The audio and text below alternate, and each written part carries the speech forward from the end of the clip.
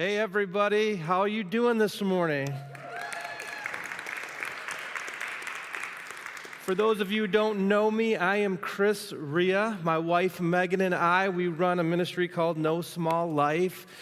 We've been friends with Pastor Jason and Nicole for a long time. In fact, Pastor Jason and I and my wife, we went to school right here. We met at this school, got in a lot of trouble together, but it was a lot of fun as well. So it's good to be here with you this morning. Pastor Jason, Nicole, and the kids are on a little family trip, and we just are going to pray that they get some good rest while they're gone.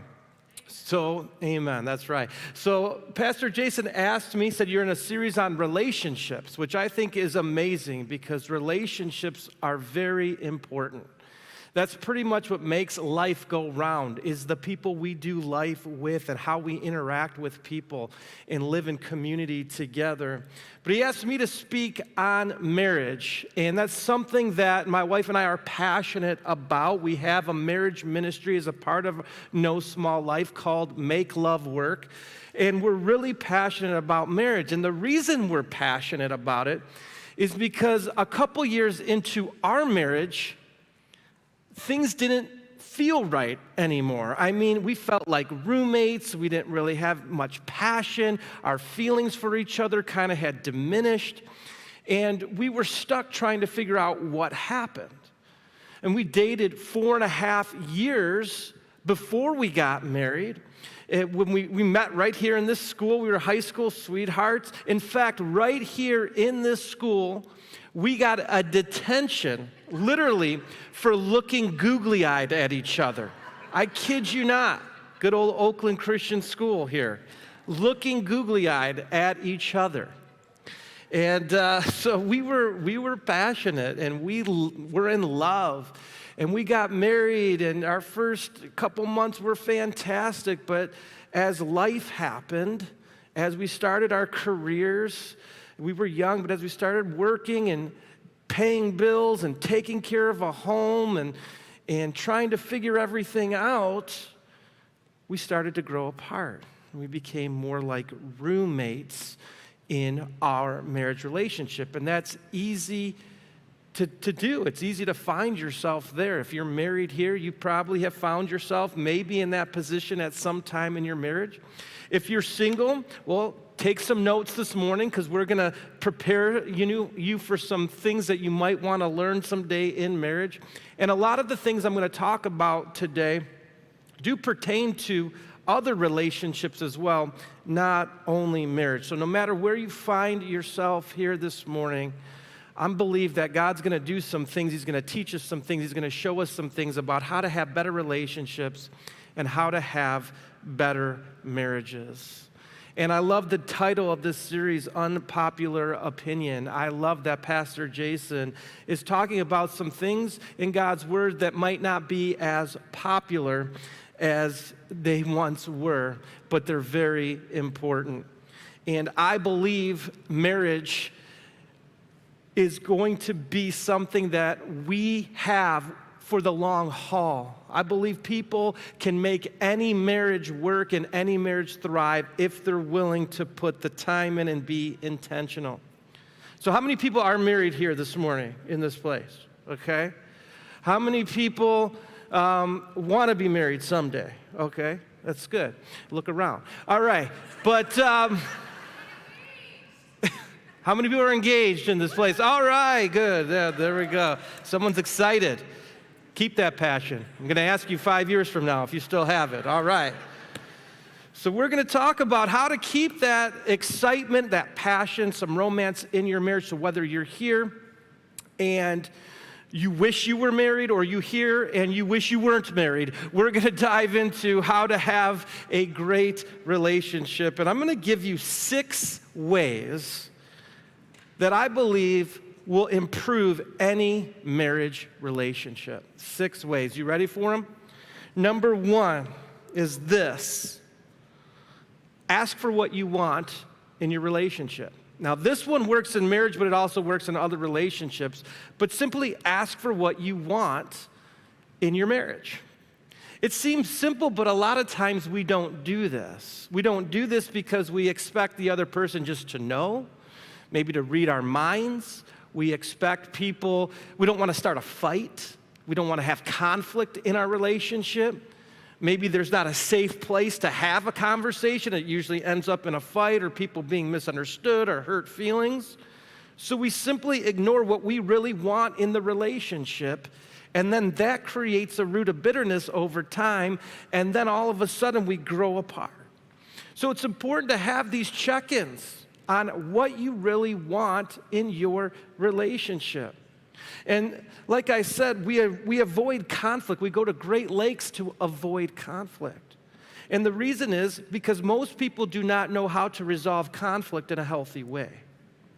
In fact, all of us have a default way that we resolve conflict. I'm going to go through a few conflict resolution default methods, and I want you to think about which one you are. And don't nudge your spouse, okay? This is for you, not them. The first one is fight to win. When we get in conflict or someone says something and you don't agree with it, one way that we resolve conflict is we fight to win. This is the I'm right, you're wrong, and I don't care about anything else but being right in this moment, and I'm going to prove to you logically why you're wrong and I'm right. If I'm honest, this is my default, okay? When I'm not handling conflict in a healthy way, I want to be right. I want to fight, I want to die on that hill, and that's my unhealthy way to resolve conflict. Another one is withdraw. People withdraw in conflict. And you'll hear someone say, I just shut down. They said something to me, and I was hurt by it. And then you kind of punish the other person by not talking to them for a little while. You know, I'm just going to withdraw from you. I have friends who might go 2 days giving their partner or their wife the silent treatment. And you can withdraw literally from the house, from the room, but you just refuse to resolve the conflict. And then another way, another unhealthy way to resolve conflict is we yield. And yield really means avoiding conflict because you don't like it. So if you're in a fight or things get a little bit heated or you disagree a little bit, you just say, okay, you're right, I'm wrong, let's do it your way. And the problem with this is one person thinks, oh good, she knows, or he knows, I'm right. The other person just never really gets what they want or need in the relationship. So which one are you out of those three unhealthy ones? Fight to win, withdraw, yield. Which one is your spouse? Don't tell them right now, just think about yourself. But the last way that we resolve conflict is by lovingly resolving conflict. This is the goal, is to get to a place in all of our relationships, in our marriages, where we can lovingly resolve conflict. And this happens when we place our relationship and the feelings of our spouse ahead of the conflict. When we don't make it about us, but we actually make it about them. I want to give you a little example of this. And like I said, if you're not married in here, you can use this. This is work, this is parent relationships, this is all kinds of different things. But if you're married and your spouse comes to you, just say, my spouse comes to me, Megan comes to me, and she says, hey, honey, I wish you took me on more dates. If we went on more dates, I'd feel like you still wanted to pursue me and still be romantic with me, and I'd feel more connected to you. Would you take me on more dates? Now, inside of me, as a man, probably most men in here would feel this way, we immediately start thinking about how in the world could she say that to me? All we do is go on dates. We went on dates 2 times last week, and we want to start telling them why they shouldn't be upset. Listen, we went on this date, I took you here, I planned this, we went for a walk, we watched a show, and what we try to do all the time in our relationships is we try to convince the other person why they shouldn't feel the way they feel. And you know why we do that? We do that because it hits a huge insecurity in us. And that's what I mean about making it about us. See, my wife comes to me and she's basically saying, I don't feel connected. So a connection with her is not going to happen by me proving to her that she shouldn't feel the way she feels. What I'm doing is I'm feeling insecure because what I heard, not what she said, but what I heard is, you're not doing a good job. You're not doing a good job. You're not taking me on dates. I'm not connected to you right now.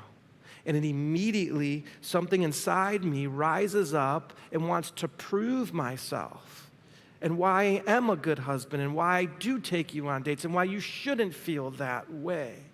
But if we can step back for a minute, let the emotion of it go, and really listen and say, okay, my spouse had the courage to come and tell me something. That was probably really hard for them to do.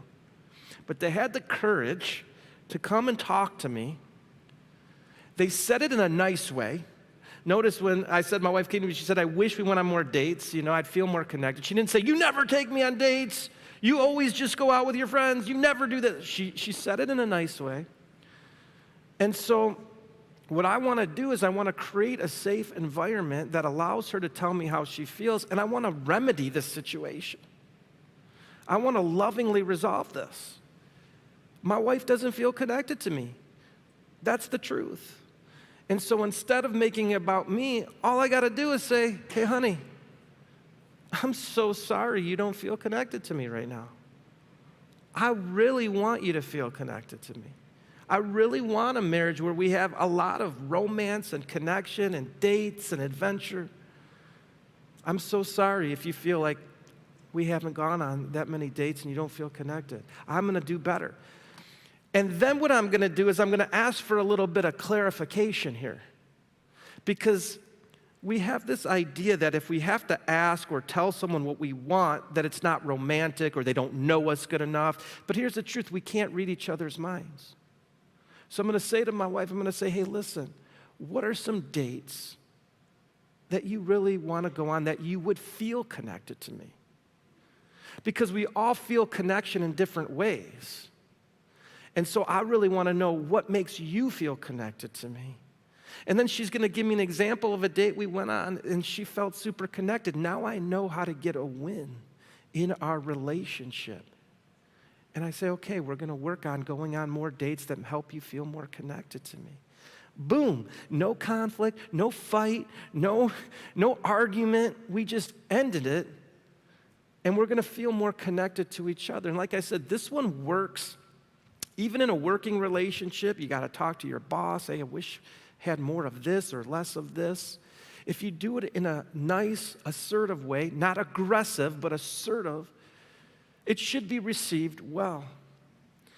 And this is not my idea. This comes right from the book of James, James 1:19 through 20. James, the brother of Jesus, said it this way, my dear brothers and sisters, take note of this. Everyone should be quick to listen, slow to speak, and slow to become angry, because human anger does not produce the righteousness that God desires. And if you've been married any length of time, you know in the heat of a fight, and we all fight, in the heat of conflict, in the heat of the fight, we're really not quick to listen. We're not slow to speak, and we're not slow to become angry.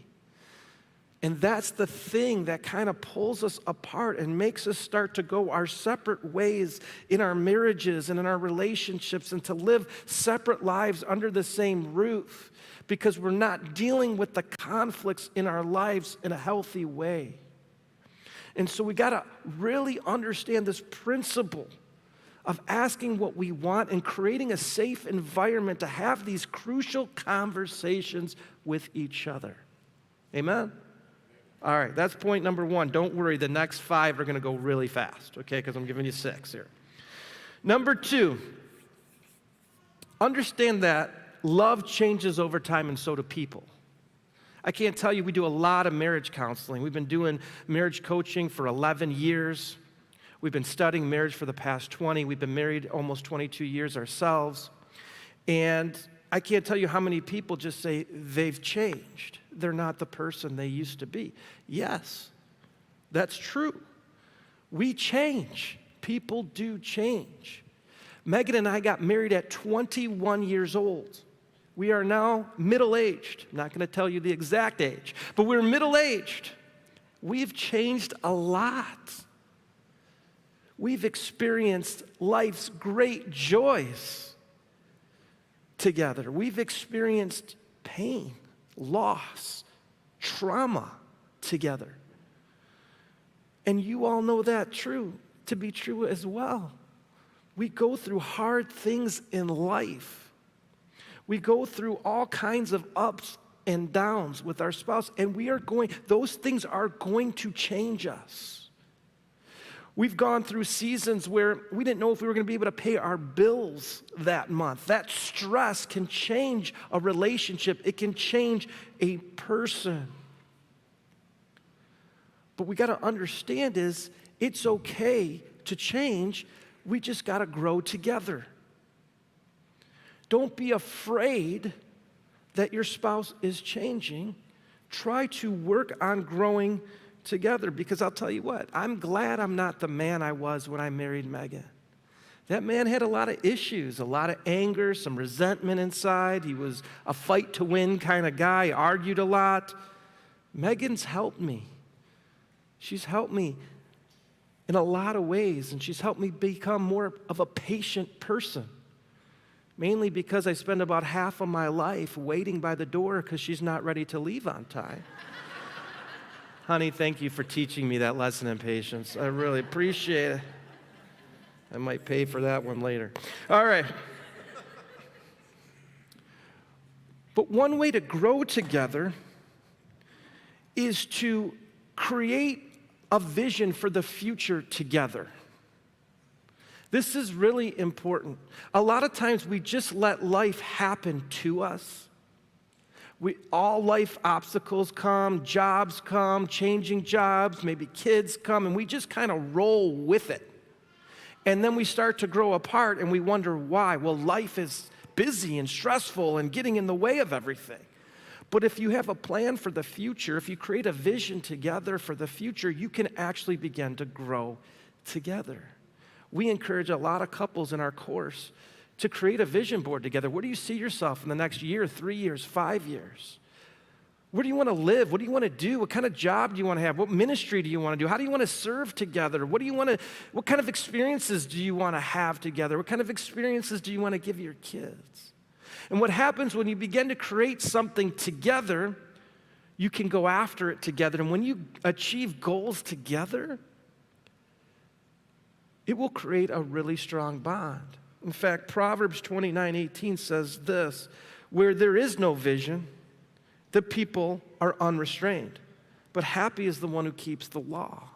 I want to share one more verse, and then I'll tell you how this all ties together. Deuteronomy 11:18 through 21 says this, fix these words of mine in your hearts and minds. Tie them as symbols on your hands and bind them on your foreheads. Teach them to your children, talking about them when you sit at home and when you walk along the road, when you lie down and when you get up. Write them on the doorframes of your houses and on your gates so that your days and the days of your children may be many in the land the Lord swore to give your ancestors, as many as the days that the heavens are above the earth. So what you have in this time, in this period of time, you have Moses leading the people of Israel out of Egypt, out of slavery, God delivering them, and God has this great plan for the Israelites. He's going to bring them into the promised land. But in order to get there, they've got to learn how to live as a community because they had been slaves for 400 years. So now they're out in the desert, and they got to learn to live as a community if they're going to get to the promised land. That's the vision, right? You got to get to the promised land. But in the meantime, God says, I'm going to give you some commands to follow so that you guys have the best life here in this community. And he's like, and I don't want you to forget these things. I want you to bind them on your foreheads and put them on your wrists. He wasn't literally saying that. The mind and the wrist represent action and thought life. So he wants you to think about these commands. He wants to think about the Word of God. He wants you to think about the things that are important in living in community together. And he wants you to act on them. He wants you to follow these laws and these commands. And if you do this, if you do the things I'm telling you to do, you're going to get to this promised land. And so the Israelites all rallied around this vision to get to the promised land. And they were telling their kids so their kids wouldn't forget the importance of following the commands of God and all what God did for their community miraculously while they're in the desert. And the way this applies to marriages, if we don't write down some things and have a vision of where we want to go together as a family, where we want to get, how we want to rally around each other, what kind of values do we have as a family? What do we value? What's important to us? If we don't have these things, and if we're not constantly reminding each other of these, our values and where we're going and what the future looks like, we will begin to grow apart. And that's not the best for marriage. That's when you end up roommates or worse. And so what we want to do is we want to make sure we're growing together, even though it's easy to change, and we're going to change over time. We want to grow together. Number 3 is this: create fun and adventure together. Create fun and adventure together. When you do something fun or experience something fun in any relationship, it bonds you together. And what happens, there's this cute saying in relationships that opposites attract, right? Opposites attract. How many people married an opposite in this room? Okay. Me too. So Megan and I are very opposite. Okay, she's a theater musician. She loves musicals and arts and that kind of thing. I'm a sports guy. I like to watch football, play golf. That's my thing. So we found early in our marriage, it was really cute when we were dating, right? Like when we were dating, it was cute because what I'd do is I'd buy tickets to some musical and I'd take her to this musical and I'd sit there and I didn't care because she smelled so good. She looked so beautiful. I was lost. I was caught up in it, right? I didn't care. But then you get married and you're like, I don't really feel like going to a musical anymore. You know what I mean? Like, you're still beautiful and I still love you, but like, I'm bored out of my mind at these musicals. And she probably feels the same way when I'm sitting at home watching golf on TV. She's like, are you seriously watching other people play golf? So there's these opposite things in all of our relationships. And it really is easy to stop having fun together. In fact, that was part of our problem when I said 2 years into marriage, we were having some issues. It was because I was having all my fun experiences with my guy friends. We'd go out, we'd play golf, we'd watch a Monday night football game, we'd eat chicken wings, we'd laugh. We had all these things going on. And all my fun was spent there. And then I said, okay, I got to put my time in with my wife. I got to take her to do things she wants to do. I had my fun, and now I'm going to take my wife to do things that she likes to do, like shopping and theater and these kinds of things. And what happened was I'd go and I'd be miserable. We weren't laughing. We weren't having fun. She could sense that I was miserable. That wasn't fun for her. And so we had this whole thing going on where we were not having fun together because we're opposites and we didn't know what to do to have fun together. See, when you're dating, there's a chemical reaction in your brain called dopamine that's released when you spend time with a person you're attracted to. So the first 2 years of your relationship, it literally doesn't matter what you're doing together. As long as you're in the vicinity of each other, dopamine's being released in your brain and you're happy and you're exhilarated. This is why people will say things like, well, when we were first dating, you did this, this, this, this, this. You don't do much of those things now. Well, we were in proximity with each other. Dopamine's being released.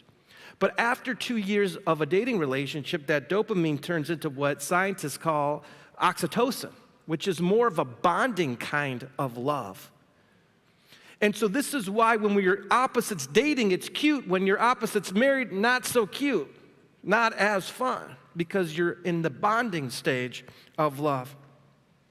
And so Megan and I, we were stuck. And I remember we went on a trip. We went to some kind of park, and I saw this tetherball. Anyone remember tetherball? It's like this little yellow ball. It's got a pole. There's a rope to a yellow ball, and you try to hit it this way. She tries to hit it this way, and whoever gets it around the most wins. We were playing tether. I'm like, let's play a game of tetherball. She said, okay. So we started playing, and at first it was just cute. We were hitting around, but then it got kind of intense, got a little competitive, got a little heated. And we started blasting this thing around and having a ton of fun. She's talking junk to me. I'm like talking it back, and we're knocking this thing around. And we played this game for like 30 minutes. We were laughing. We were having a good time, and it was an epiphany in our marriage. We need to have fun. We've got to have fun together. We've got to create some kind of hobby, some kind of experiences that we both really look forward to and enjoy if we're going to have romance, passion, and not become roommates in our marriage. So we went on this quest to have fun in our marriage. And we talk all about it in our course. I don't have time to go into it this morning, but we have this whole worksheet designed to help couples who are opposites figure out what they can do together to have fun, because it's so important. And it's biblical. Ecclesiastes 8:15 says this. It says, so I commend the enjoyment of life. Sometimes we think as Christians, I'm not supposed to enjoy life.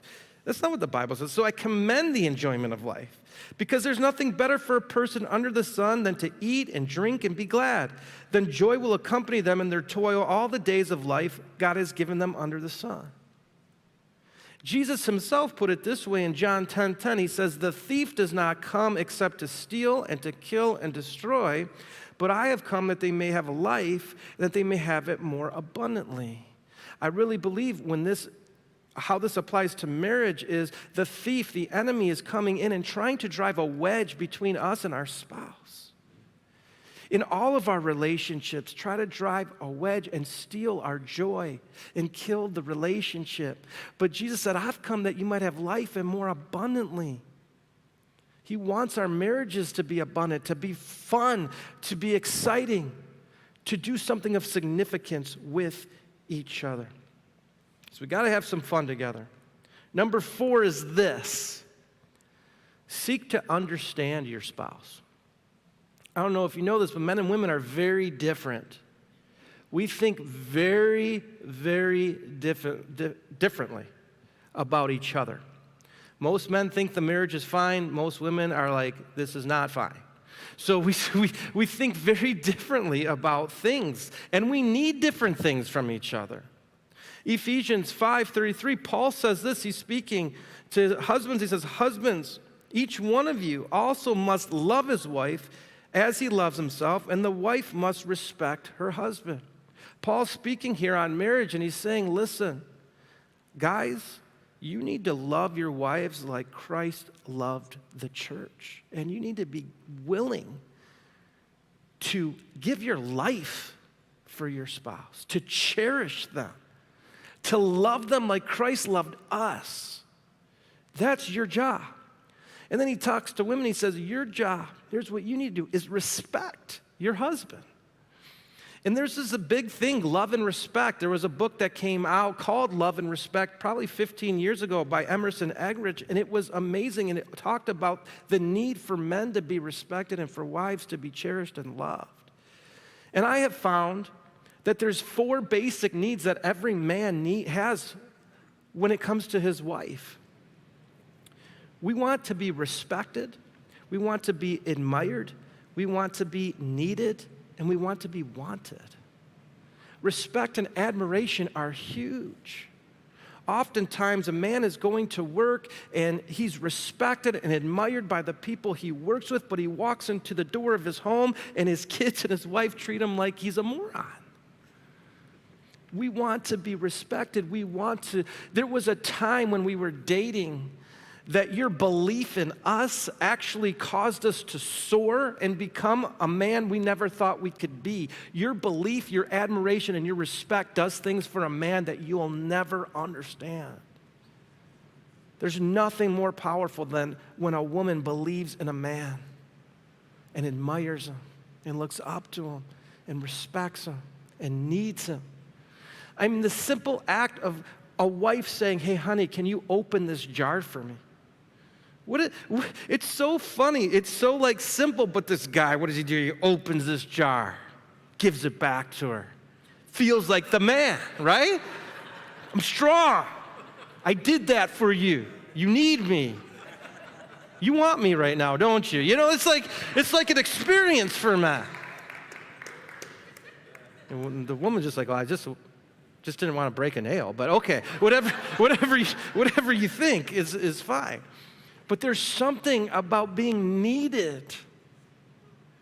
I mean, dads and husbands want to be needed. They want to be the hero in your life and in your story. They want to be looked at in that way. And it does something for a man.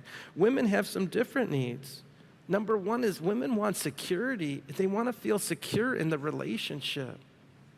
And guys, you might think, well, she has no reason to feel insecure in the relationship. You know, she knows I love her. The truth is, I found that once midnight happens on one day, the next day starts over and you have to tell her how much you love her and why you love her and all the things you love about her. Then midnight comes again, that's over. That day's over. We start again and we talk about how much we love you and why we love you. And I love you because, and I noticed this about you today. And it's the why. Why is that? Because there's something in a woman that wants to feel secure in the relationship. And I didn't know this as a young husband, but I learned through reading a book, actually, that one of a woman's greatest needs is to feel secure in her relationship with her man. And when you start fighting or things aren't going well, the first thing is there's fear there. We're not going to make it. We're not going to survive this. I'm going to be alone. And so helping a woman feel secure in her love and your love for her is crucial. Women also need to be seen and pursued. You know, it's kind of funny, but when you think about going out on a date, what does a guy do?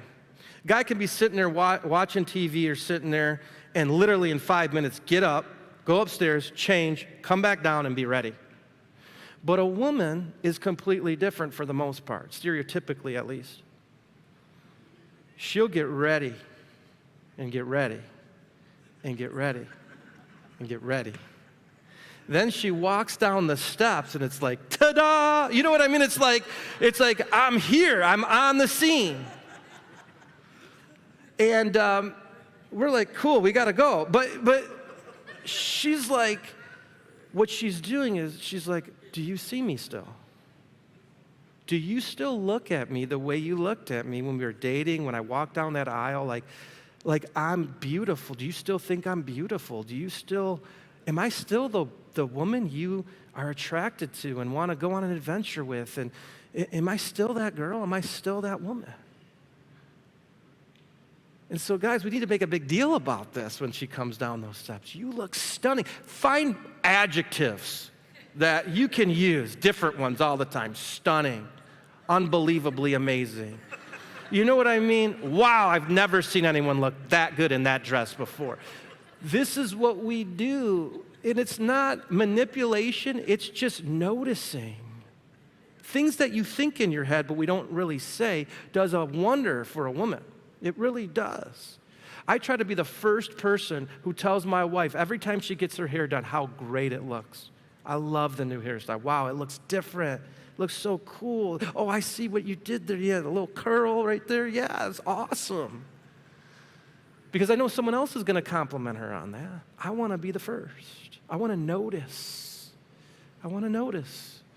And when we notice our spouses and don't take them for granted and see them, you know, if you look at a little girl and a little boy, they're very different also. A little boy, he doesn't care about much, right? He's playing, he's wrestling around, he's running around, he's shooting baskets. But a little girl will get all dressed up in like a princess dress. She'll come down and she'll just stand in the middle of the room, right? For everyone to notice. And we make a big deal. How good. Oh, you're so pretty. We're different. And deep inside of women and men, we're still that little boy who wants to believe that we have what it takes to make a mark on this world, that we can do something of significance, and little girls who want to be noticed by the people who love them the most. So we're very different. So guys, I gave you a couple tricks there. Ladies, I gave you a few tricks. Make sure you're putting those into practice, but seek to understand each other. Number 5. You guys liking this so far? Is this okay? Can I do 2 more points? Okay. Number 5. Continue to pursue romance, passion, and sexual fulfillment in your marriage.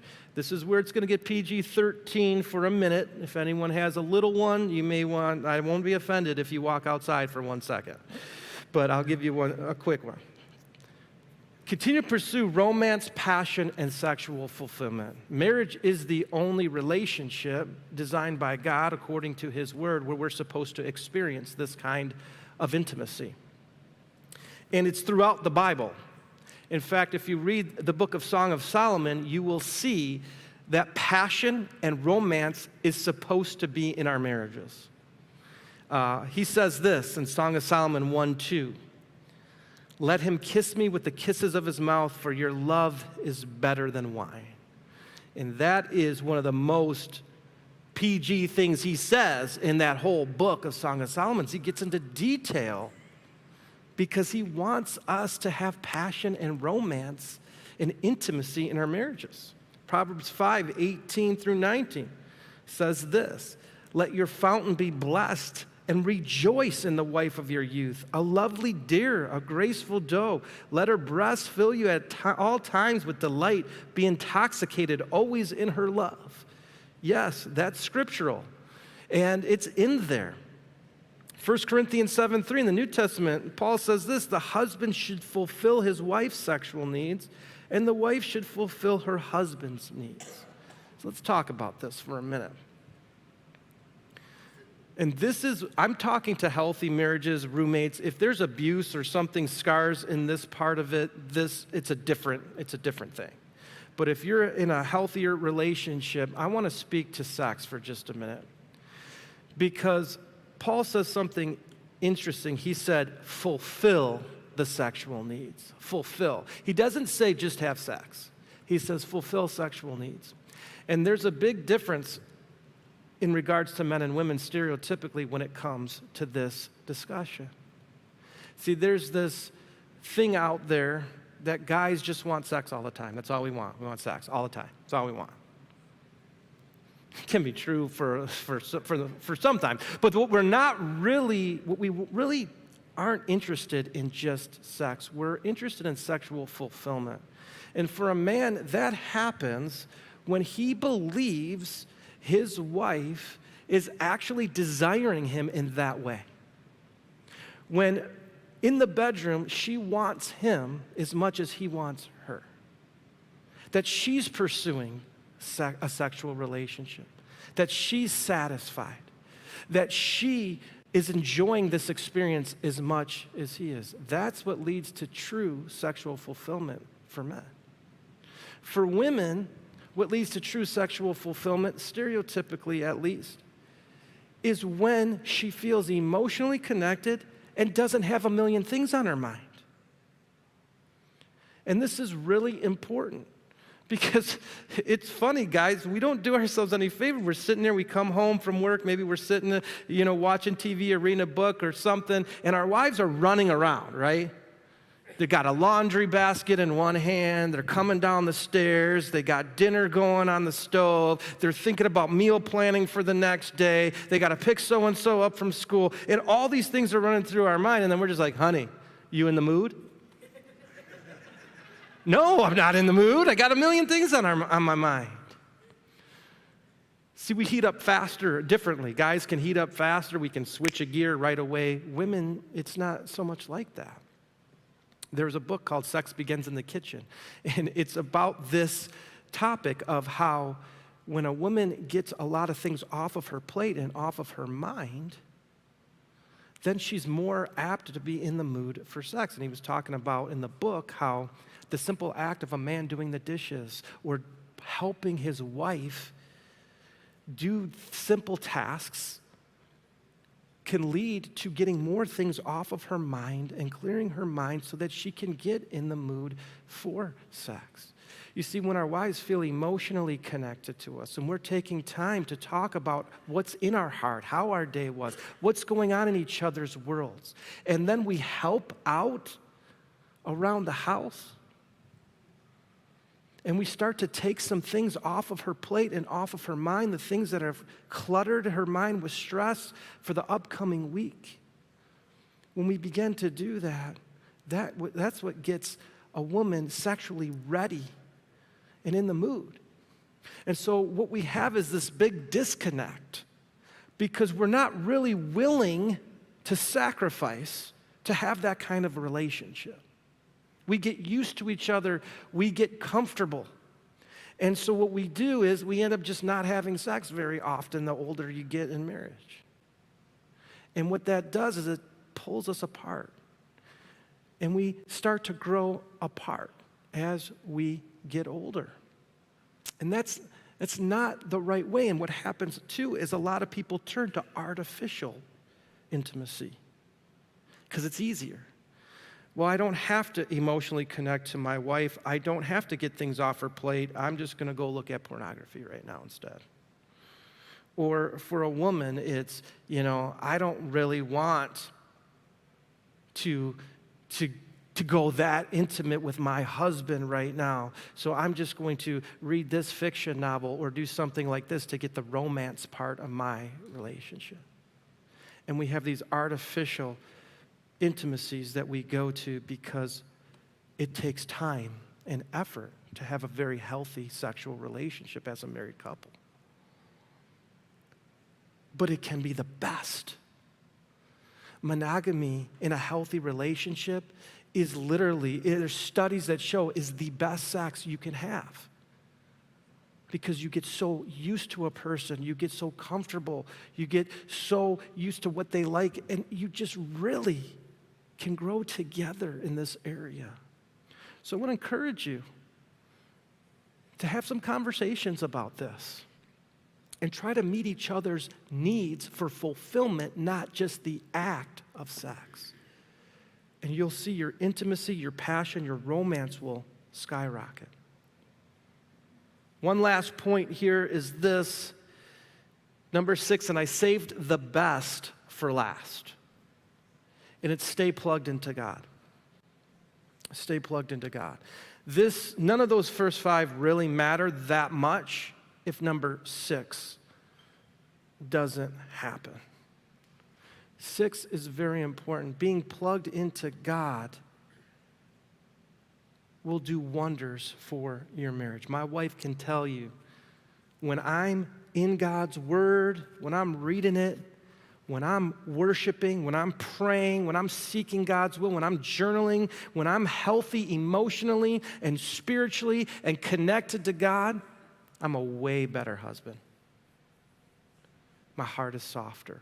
Because God has a way of transforming our hearts when we spend time with Him. Our hearts get softer. They get more in tune with what He's doing. The hardness of our hearts go down. We have more compassion for our spouse, more patience for our families. That's what makes this one really important. In fact, Psalm 16, 8 and 9 says this, I keep my eyes always on the Lord. With Him at my right hand, I will not be shaken. Therefore, my heart is glad and my tongue rejoices. My body will also rest secure. When we keep our eyes together on God as a couple, we will not be shaken. with him at our right hand, with us seeking him together. It's very hard to shake a relationship when both people are seeking God and going after God together. Ecclesiastes 4:9-12, you hear this at every single wedding probably you've ever been to. It says this, 2 are better than 1 because they have a good return for their labor. If either of them falls down, one can help the other up, but pity anyone who falls and has no one to help them up. Also, if 2 lie down together, they'll keep warm, but how can one keep warm alone? Though one may be overpowered, 2 can defend themselves. A cord of 3 strands is not easily broken. So, marriages are strong on their own. 2 people are better than 1. 2 people can accomplish more. Marriage in itself is a strong bond. God created marriage that way all the way back in the Garden of Eden, to be a strong connection, a strong bond. For this reason, a man leaves his father and mother, is united with his wife, and the 2 become one. That bond in and of itself, whether you're a Christian or not, is strong. But when you bring God into it, it becomes that triple braided cord that is not easily broken. When we got God in our marriages, in our families, in our lives, we can literally become unstoppable as a couple. And this doesn't have to be overly complicated. You don't have to spend hours of day together in prayer and worship and reading God's word. You just got to seek him on your own. Talk about what God's doing in your life. Pray over your spouse.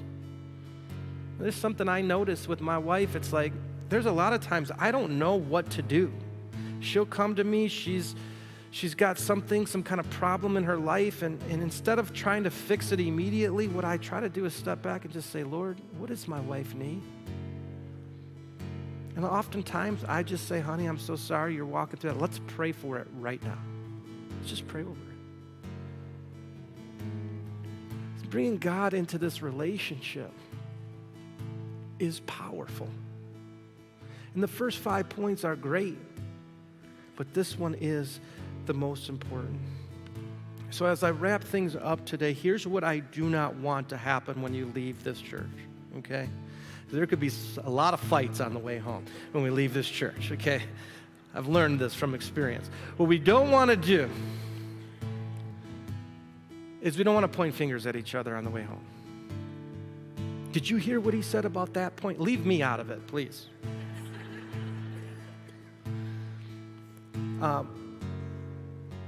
Work on you. What is something I said today that you can do better, not your spouse? What's something that you can upgrade? What's something you can put into practice? And focus on you. I have found that works so much better. This is what my wife did for us. And oftentimes someone has to go first. It's usually not a joint effort. Someone has to go first. 2 years into our marriage, when we were struggling, Megan picked up a marriage book and she started to work on her and didn't try to change me, even though I was probably the majority of the problem. She worked on her and she just became better. And it inspired me to be better. That's what we can do, is we can inspire each other to be better by working on ourselves. But I'll also tell you today that marriage isn't going to magically get better just doing the same thing over and over again. We've got to be intentional about investing time, energy into our marriages.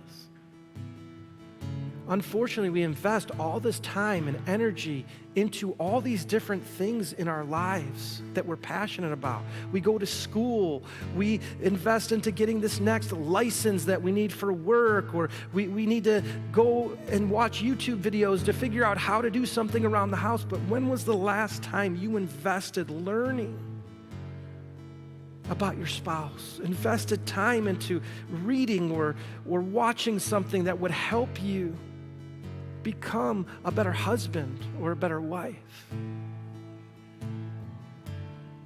See, we think it's just going to come naturally, but naturally we become selfish people who just pull on our spouse.